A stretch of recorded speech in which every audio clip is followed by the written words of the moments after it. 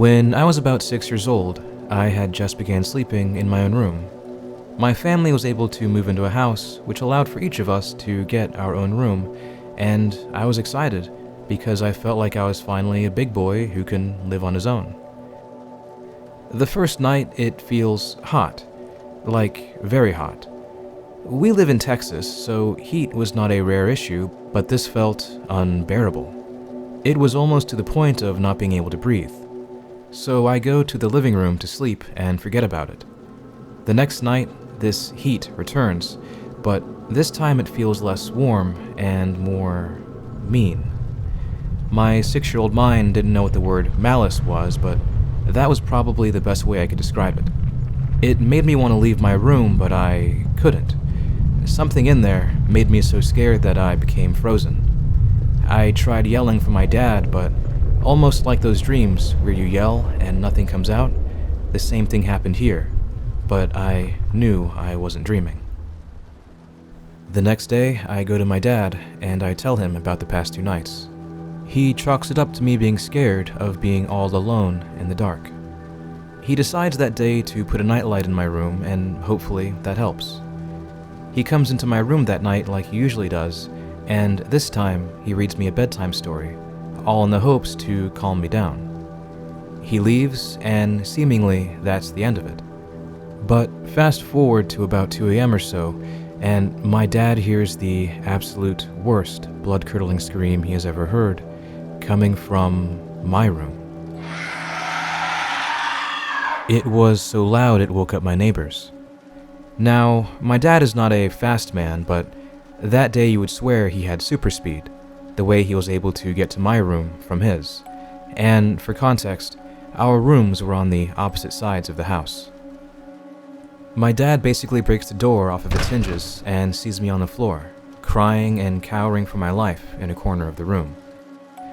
My dad goes on to explain how, as soon as he went in, he felt this pure aura of just anger and malice. My dad picks me up and bolts out of that room. I sleep with my parents for the next 2 nights, and my dad doesn't talk about the room for those days, not wanting to scare me. He tells me later that he had talked to my mom about it, and my mother, being a religious and avid believer in the paranormal, tells my dad that it has to be some sort of spirit haunting the room.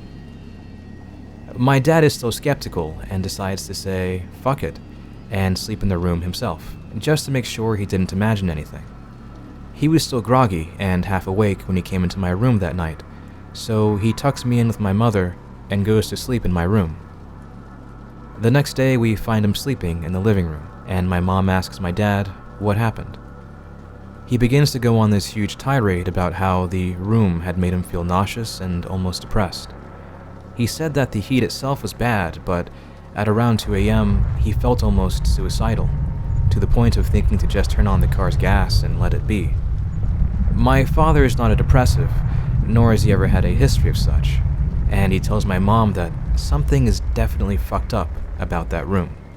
My sister, who is about 17, hears my dad say this, and as most teenagers do, tends to not believe him. So she says that she'll sleep in the room, much to the dismay of my mother. Later that night, my sister goes into my room, and at about 2 a.m., the same as last night, and the same as the 2 nights before, something happens, and she bolts out of my room. And I don't mean run. I mean she almost leapt out of the room with how fast she tried to leave. My mother tells me that she even caught my sister trying to leave the house entirely, in a mess of sweat and tears. Later that night, after my sister calms down, my parents ask her what exactly happened. She goes on to explain that she had been touched by something, and not just the normal grazing feel or strange sensation. She means grabbed and groped. She explains that while the room itself had become scorching hot, the touches felt like they were setting her on fire and burning her. She said that the physical pain may have been one thing, but the sheer feeling of anguish and despair she felt while it happened was on an entirely different level. She explained it as the feeling you get when someone you love dies, and you have to see their body in a casket. Of course, to my mother and father, they knew what that felt like, losing a parent and grandparent respectively. My mom finally tells us that she wants to sleep in that room. My dad tells her not to, and just to call a priest. My mom says that she wants to confirm it for herself. But part of me just thinks that my mother wanted a piece of this paranormal pie. That night, we all go to bed, and my mom goes into my room. The same thing happens as the first, second, and third night, and at 2 a.m., shit hits the fan. This time we hear crashing and screaming, and my dad once again runs into the room. He tells me to stay in their bed until he comes back. I can hear my sister running to my room as well. I can hear them talking, but I can't make out any words. Later that day, my mom explains what happened. My mom tells my dad that she felt the exact same malice and anger that he and my sister did, only this time she could feel a direction. She could tell where it was. She continued to explain that she just knew where it was sitting or standing or whatever. At first, she left it be, since it wasn't really trying to harm her, but then she told my dad something, and later to me, which to this day has never left our minds. She begins to tell my dad that not only was it there, but it spoke to her. It wasn't the same quiet whisper that my sister got, but full, audible speech. She says the spirit began talking about my father first, saying things like, "He only chose you because you were the easiest. He only chose you because he needed a rebound. The only reason he stayed was for the kid." And for context, I am my father's only child. My sisters were from a different marriage, etc., etc. She then began saying the spirit talked about me, saying, "He'll end up being buried by you. He'll never amount to anything because you'll never let him." My sister felt fear, my dad felt depression, I felt malice, and my mother had felt pure, unfiltered anger. My mom isn't someone known for her temper, but when she is mad, she's terrifying, and this was one of those moments. My mom finally told my dad to call a priest to bless the house and exorcise any bad juju. They call a family friend who is also a priest at our local church, and the priest comes in and immediately asks, "Can you show me your son's room?" My mother and my father had never told him about the room, and when they asked why he wanted to start there, the priest had just said, "I think that's where I'm needed the most." My mom allows him in and leads him into my room. The priest stops. He's almost frozen. He tells my parents that there is something evil, something cruel in this room. And as he says this, he turns to the corner of the room, the same place that my mother had told my dad that she felt it. The priest points and says, "There, that is where it lives. It's no spirit, it's a demon. I don't know what brought it here, nor why it resides in this exact area, but something about this land attracts it." The priest, as he says this, begins to set crosses and candles around the room and grabs his holy water. He begins to pray and spread the water, and as he's doing this, the whole room goes hot. It gets hotter than what anyone has experienced so far.